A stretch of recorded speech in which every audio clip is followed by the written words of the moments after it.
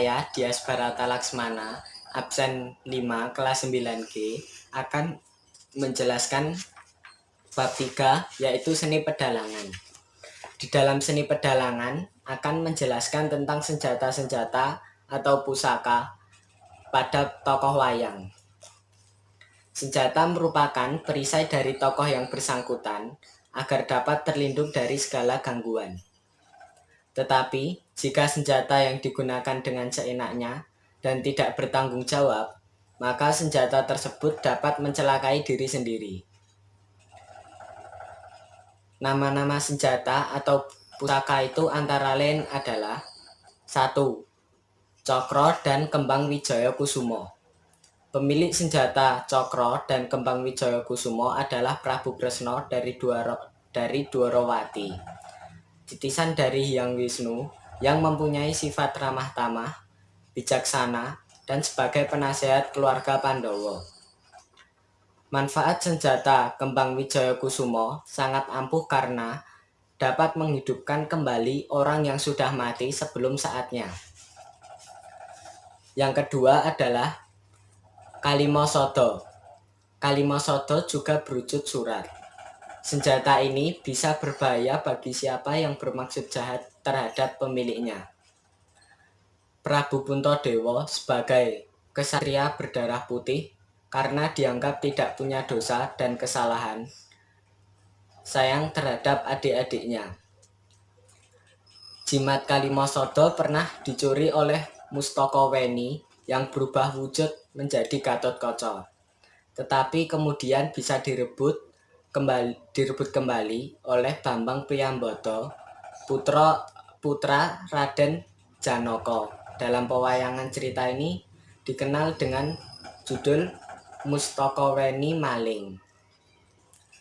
Yang ketiga adalah Gada Alugara dan Gada Nenggala. Alugara dan Nenggala merupakan dua macam senjata yang dimiliki oleh Prabu Baladewa yang berwujud gada. Alugara dianggap sakti karena pemberian dari dewa yaitu Bathara Guru sebagai hadiah pada waktu menikah dengan Dewi Erawati. Baladewa adalah kakak dari Prabu Kresna. Prabu Baladewa pada waktu muda bernama Kakrasana dari Mandura.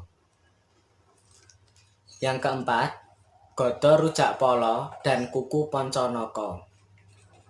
Gada Rujakpala dan Kuku Pancanaka adalah dua senjata milik Raden Werkudara atau Raden Bratasena dari kesatrian Jodipati.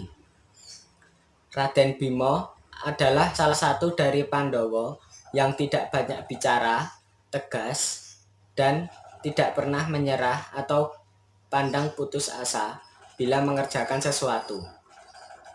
Kesaktian dari Gada Rujakpala ini adalah bila dihantamkan pada musuh-musuhnya, maka musuh itu akan hancur berkeping-keping. Sedangkan Kuku Pancanaka adalah berwujud kuku yang sangat tajam sekali, dan apabila Werkudara turun ke medan peperangan, sepak terjangnya tidak ada yang bisa mengalahkan Raden Werkudara. Yang kelima adalah panah Pasopati, Arda Dedali, Sarotama, keris Kolonadah, keris Pulanggeni, Bromastra. Beberapa pusaka tersebut kesemuanya merupakan senjata yang dimiliki oleh Raden Janaka atau Harjuna dari kesatrian Madukara. Walaupun Raden Janaka memiliki kesaktian dan senjata yang banyak, tetapi dia tetap berhati atau berwatak halus, tenang, suka menolong, dan tidak sombong. Arda Dedali adalah panah yang berwujud seperti burung pada ujungnya dan berjiwa, artinya bila senjata ini ditujukan pada musuh, maka akan mengejar hingga dapat mengenai musuh.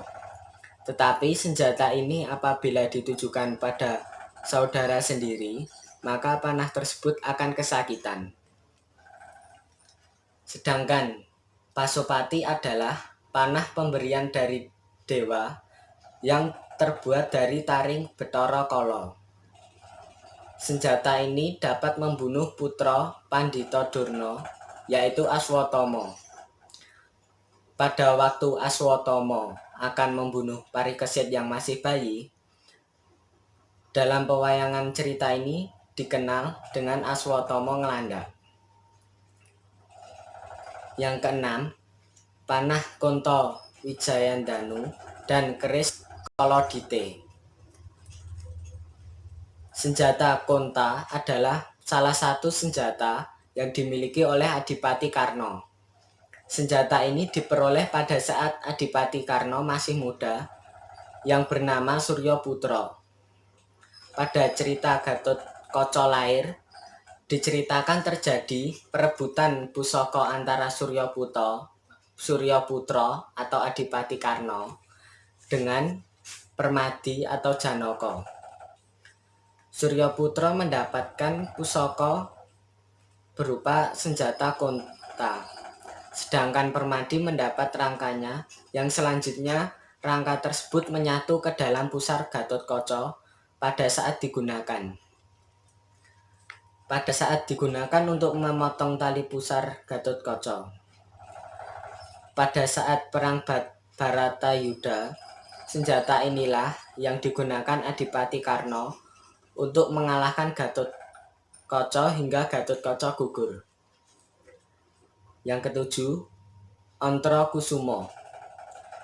Ontrokusuma adalah pusaka Raden Gatotkaca berwujud kotang atau rompi yang menyatu pada tubuh Raden Gatotkaca. Kegunaan pusaka ini bila dipakai untuk berperang menjadikan kebal terhadap senjata apapun, tetapi kekebalan ini dapat ditembus oleh senjata Konta atau Kunto yang dimiliki Adipati Karna. Selanjutnya yang ke-8, panah Gawa Wijaya. Panah Gawa Wijaya merupakan senjata yang dimiliki oleh Prabu Rama Wijaya dari kerajaan Ayodhya berupa panah. Senjata panah Gawa Wijaya ini pemberian dari Bathara Indra. Senjata inilah yang digunakan untuk mengalahkan Prabu Dasamuka. Yang ke-9, Candrasa dan pedang Sokayana. Candrasa dan pedang Sokayana ini adalah dua jenis senjata yang dimiliki oleh Prabu Dasamuka atau Rahwana dari kerajaan Alengka atau Alengka. Karena memiliki pusaka inilah yang menjadikan Prabu Dasamuka berwatak kejam, durhaka, dan sombong terhadap sesama. Pada saat Prabu Rahwana menculik Dewi Sinta, istri dari Raden Rama Wijaya, seekor burung raksasa bernama Jatayu mencoba menyelamatkan Dewi Sinta. Namun dapat dikalahkan oleh Prabu Rahwana, yaitu dengan jalan dipotong sayapnya secara kejam, kemudian ditusuk pada dadanya hingga mati. Yang terakhir, Gada Wesi Kuning. Gada Wesi Kuning semula adalah milik dari Kebo Marjoet. Kemudian terjadi peperangan antara Kebo Marjoet dengan Menak Jingga. Hingga Menak Jingga menang dan mendapat pusaka Gada Wesi Kuning. Tetapi akhirnya Gada Wesi Kuning tersebut bisa diambil oleh Damarwulan atas bantuan dua putri boyongan, yaitu Dewi Wahita dan Dewi Puyengan dari Blambangan, dan digunakan oleh Damarwulan untuk membunuh Menak Jingga karena memberontak kepada Ratu Ayu Kencana Wungu.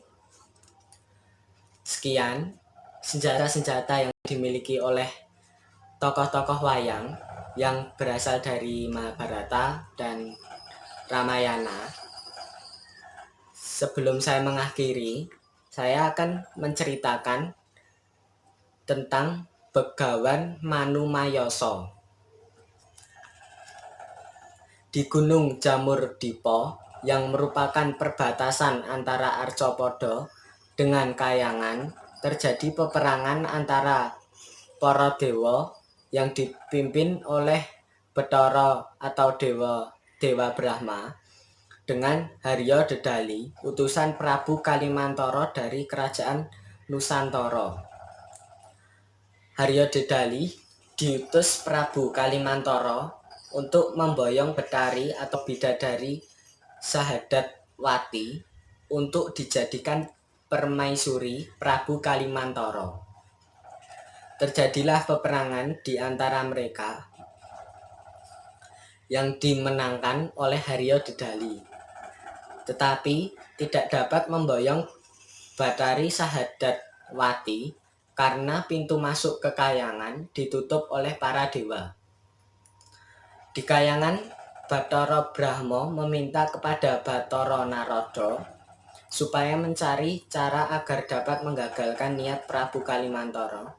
Maka berangkatlah Bathara Narada turun ke Arcapada. Di tengah perjalanan, bertemu dengan Bambang Kalingga atau Sekutrem, putra Begawan Manumayasa dari pertapan Sapta Arga.